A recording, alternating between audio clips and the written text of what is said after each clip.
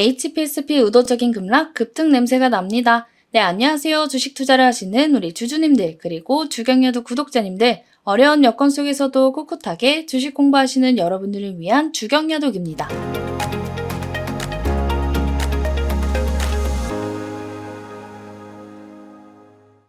자, 오늘 카톡방에서는요, 제가 HPSP 하락 이유, 그리고 이게 왜 오히려 합리적인 매수 타점이 될 수 있는지에 대해서 미리 짚어드렸습니다. 자, 이렇게 영상도 챙겨보셔야 되지만 실시간으로 브리핑을 조금 더 상세히 드리고 싶어서 카톡방을 개설했습니다. 자, 설명란에 카톡방 입장 방법 나와 있으니까 많은 참여 부탁드리고요. 브리핑 시작하기 전에 구독과 좋아요, 알림 설정 절대 잊지 마시길 바랍니다. 자, 영상 바로 아래 있으니 지금 바로 버튼 한 번씩 눌러주시고요. 브리핑 집중해 주시면 될 것 같습니다. 자, 먼저 이슈 하나 볼게요.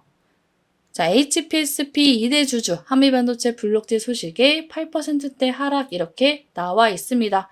자, 바로 이 2대 주주인 한미반도체가 200억 규모 지분을 처분한다는 소식에 금이 HPSP가 13% 가까운 급락을 보였습니다.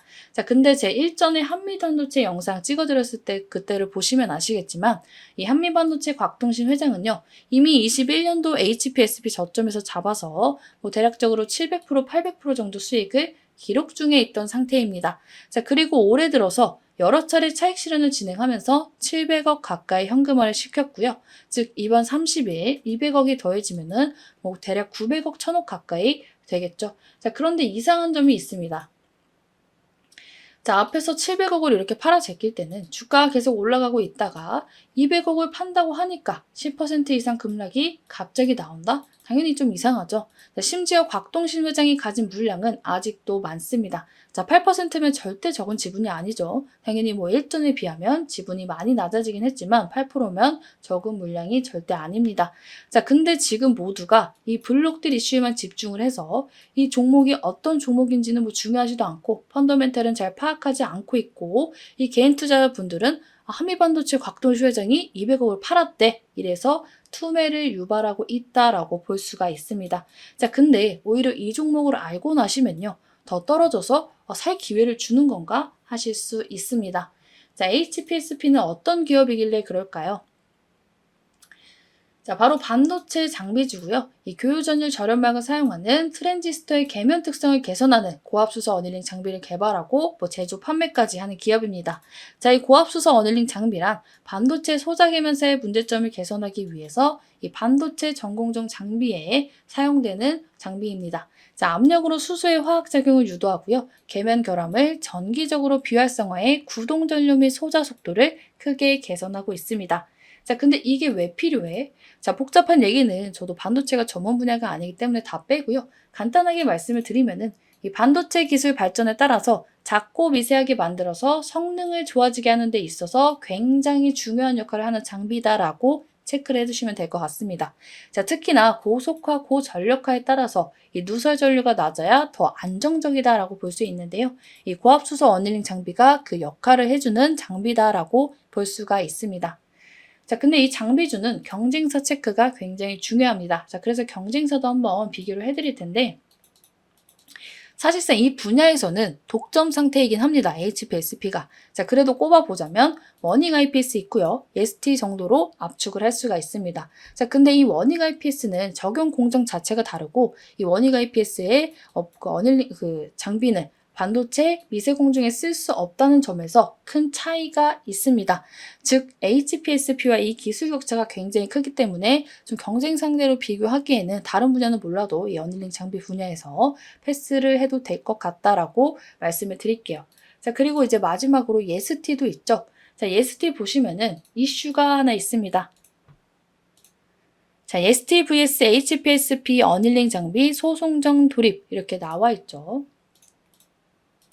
자, 현재도 소송 중에 있습니다. 그간 HPSP가 독점을 하던 이 어닐링 장비를 두고 특허 이슈가 발생했기 때문이고요. HPSP가 EST가 개발 중인 고압 어닐링 장비가 자사 특허를 침해했다며 특허 소송을 제기한 상태입니다.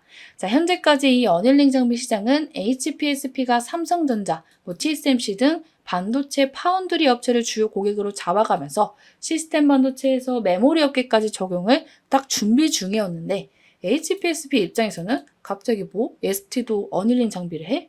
이제 나타난 ST가 당연히 꼴배기가 싫겠죠.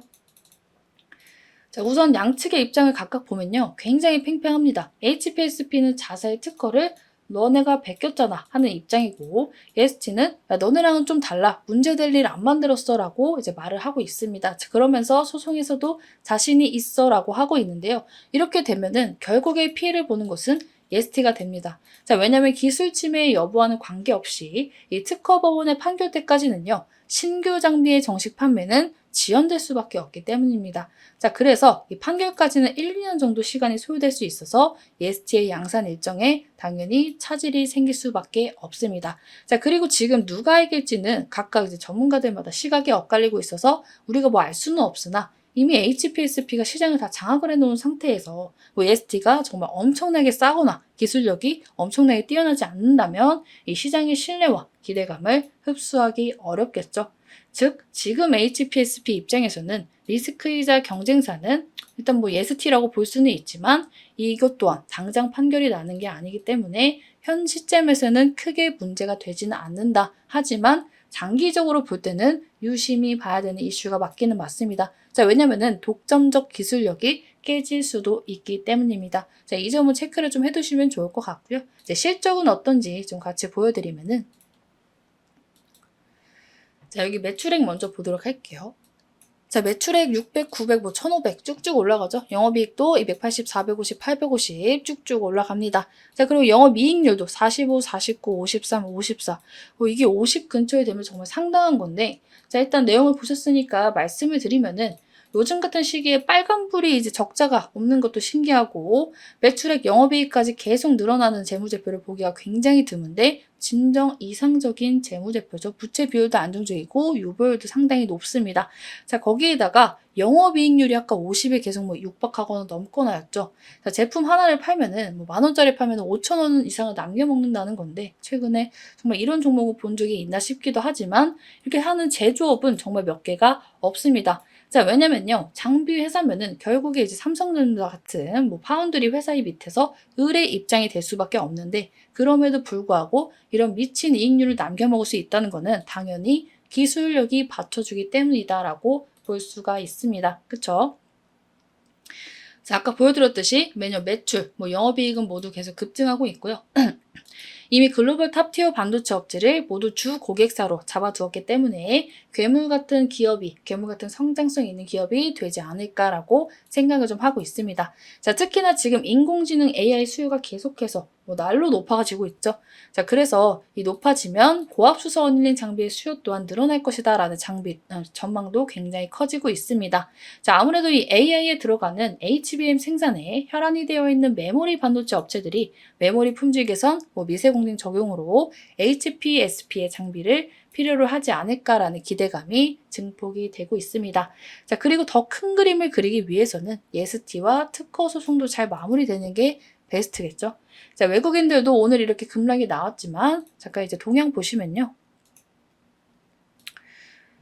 자, 여기 좀 키워드리면은 자, 주가는 이렇게 하락했지만 이게 빨간색이 주가의 흐름인데요. 이게 너무 키우니까 이제 약간 현실성이 없어 보이는데 자, 이렇게 오늘 주가는 이렇게 떨어졌지만 오히려 비중은 외국인들 파란 선이 비중이죠. 비중은 늘어난 것을 확인할 수가 있습니다. 즉 외국인들도 오늘 이렇게 급락이 나왔지만 오늘 비중을 쫙 늘렸다라고 볼 수가 있고요.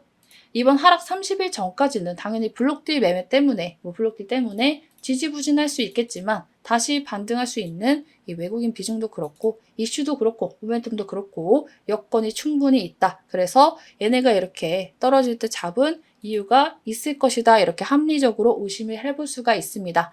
자, 이 블록딜 문제는 결국에 날짜만 지나면 해소가 될 문제고요. 이 회사가 갑자기 영업이익이 쪼그라들거나 파는 물건이 바뀌는 게 아니니까요. 정말 이제 매력적인 회사지만 지금 당장 개인들이 이제 올라가면서 많이 탔기 때문에 주가 변동성 또한 심한 게 사실인 만큼 분할로 좀 대응을 하시는 게 좋을 것 같습니다. 자, 추가적으로 이제 HPSP 이제 좀 브리핑을 듣고 싶다 하시는 분들은요. 제가 설명란의 카톡방 입장 방법 소개해 드렸으니 해당 방 많은 참여 부탁드리겠습니다. 자, 오늘은 HPSP 의도적인 급락, 급등 냄새가 납니다. 브리핑을 좀 해드렸는데요. 영상 마음에 드신 분들은 좋아요와 구독, 그리고 댓글에 하트 한 번씩 달아주시면 감사하겠습니다. 자, 하트 댓글 달아주신 만큼 저는 더 힘내서 다음 브리핑 준비해 오도록 하겠습니다. 자, 오늘 장도 수고 정말 많으셨습니다.